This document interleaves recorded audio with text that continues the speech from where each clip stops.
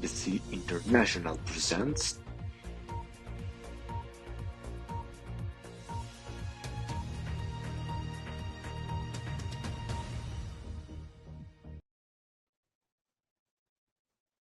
Hi, today we're going to talk about the woman in Afghanistan. Welcome to BBC. I present you to my beautiful partners, Ana Kwashila and Jimena Reyes. Hi. Hi. Hi. So, girls, what are we going to talk about today? Today we're going to talk about a really controversial situation that's happening today, which is the role or the situation that women have lived and are living today in Afghanistan, and how it began, how it's going today, and the situation after the Taliban appeared in this. So each one of us is going to give a main idea, and from that main idea, we each one of us is going to give us a point of view of what we see, and of course give you more information about this situation. Who would like to start? Anna, would you like to start? Yes. Okay. The Taliban are person that declared an Islamic Emirate and imposed their strict interpretation of the Quran and enforced it with brutal punishments in public. Example like of the punishments include floggings, amputation, and mass executions. Okay. Well, I would like to tell something about this topic. It's very interesting that a year ago the women have more rights now, and the women can go to school, can go to university, can work. And today, for women are very complicated to work. For example, I have watched a video that women more than 12 years old can go to school, and for them it's very complicated, because they need the preparation or go to university or for living. And I think that's a very interesting point. Yeah, you have, for example, the invasion started in 1975, and one person that lived there, which was a girl, says that she remembers how her mother wore miniskirts and going to the cinema, going to the university in Kabul, for example. Everything indeed it started as Anna said in the 1970s with the Taliban's, but I think we need to clear out like who are the Taliban's. The Taliban's are notorious groups that are against the human rights of women. They emerged in 1994 after many years of conflict. Many of the members were former fighters who had been trained in Pakistan and were trained during the Afghanistan Civil War in the 80s and the 90s. Yes, it's complicated now because they go from the past and they go from today, and there have been many years where freedom is very important for women. Like for 20 years, women have more rights, and today that Taliban's are again in the country. It's very complicated for them. What do you think, Anna? Okay, I think that the Taliban promised women's rights and free speech when they stormed to power, but Afghanistan's new rulers have gone back on their promise, imposing groups of women movement, introducing dress codes of women, and shutting down high school for girls, bringing back memories of the repressive rule in the 19th years. Yeah, I should say, and both of us said after the Taliban's were here, they completely banned. It was just not like an option. They completely banned going to school, work, and studying, leaving the house. On this at this moment in the 90s, it was just you cannot leave the house. They didn't have any home care, and they didn't have a voice in politics and publicity. For example, in Kabul, residents ordered to cover the ground of the first floor and the windows so women inside could not be seen when they were there. And of course, when they went out, they used their burqa.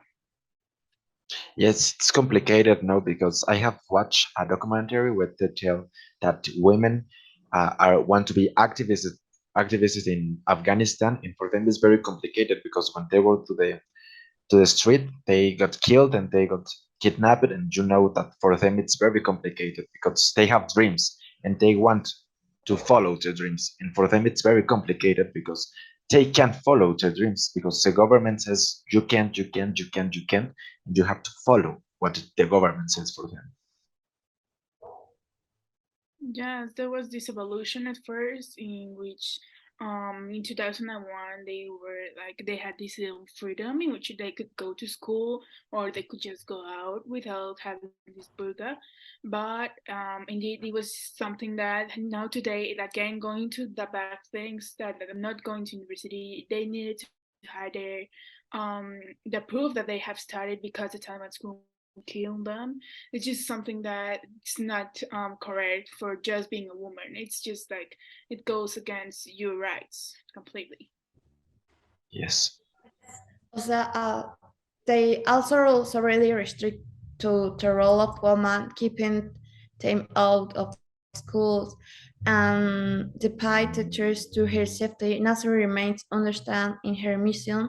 And unlike all the other Afghanistan-based activists in this story, felt comfortable sharing her full name publicly. Sorry. Okay, perfect. Guys, we have to go to a very quick break. Please keep watching BBC. We will come back. Keep watching ABC. It's Grandma Kathy again, the creator of the bestseller Dump Cake. As you will know, I ate a lot, especially cakes, but that changed. Today I bring you my powerful book, Dump Diet. It will help you with the diet. Look how I look before and how I look now. Look how delicious and all light as you like, ma'am. Look, it is amazing and it is easy to make. Here is a beautiful lasagna, and you know that. Buy it now on Amazon. Greetings from Grandma Kathy. Welcome back to BBC. Welcome back to BBC. Thank you for watching. Perfect. So we were staying with the story of the Afghanistan and the woman in Afghanistan. And since there was a difficult time for them in the last decade. And today, I think I would like to tell something very important about the women in Afghanistan. And it's that they have to be always with a man. And it's called Maram, and it's a guardian or a family member, and they can't go to the street without any family member. That's very complicated. What do you think, guys, about that? Yeah, it's a very complicated situation to be with someone, always being and watching you and always just like following you and don't let you do anything.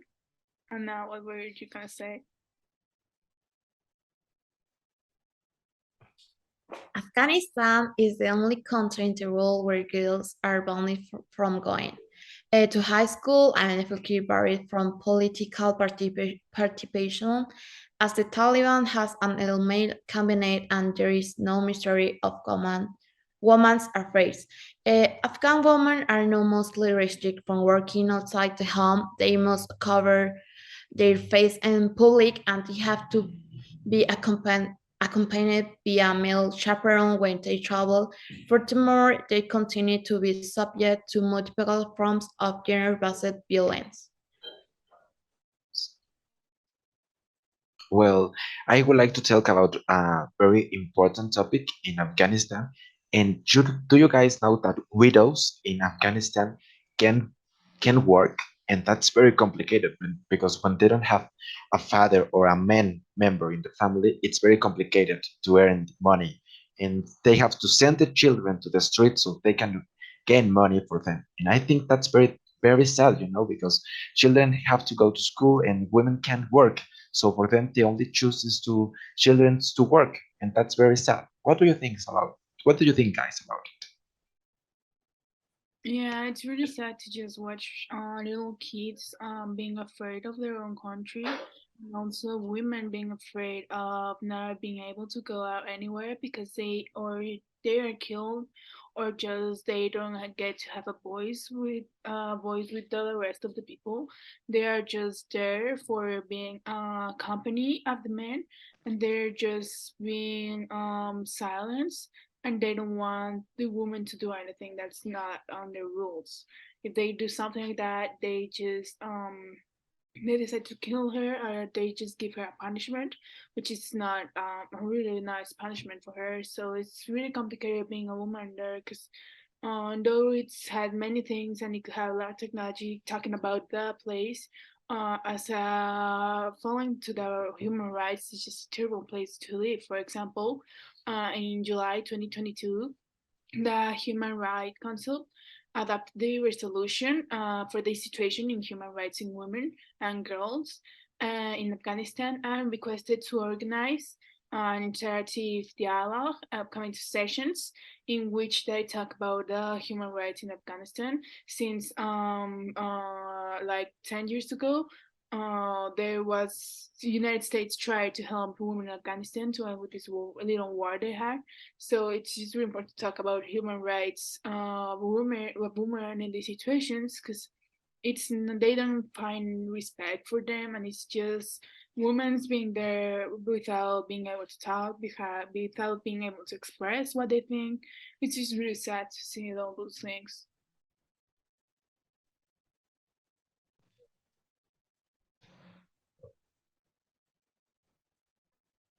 Anna, what do you think about women? Yes. Okay. I think that the women in Afghanistan, they don't have a image politic that they have women's activism has been actively involved in providing support to vulnerable Afghan women after the Taliban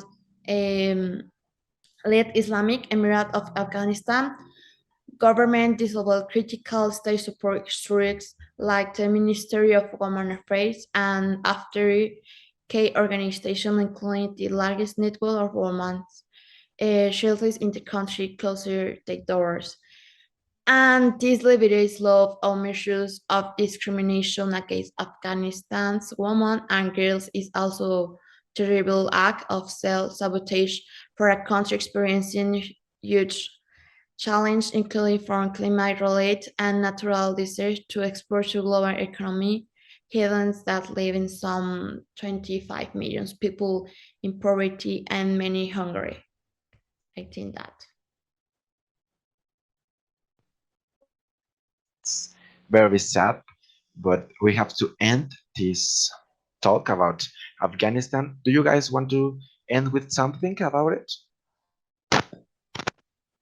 I think it's really important to talk about this situation because not many people, well, though there are many movements today about these situations, many people don't know the start of where it began all these things, and that at a certain point in Afghanistan, women were able to just dress as they wanted and go to school, not as today it's happening again. Anna? Thank you for watching this BBC International and see you on the next chapter. Bye bye.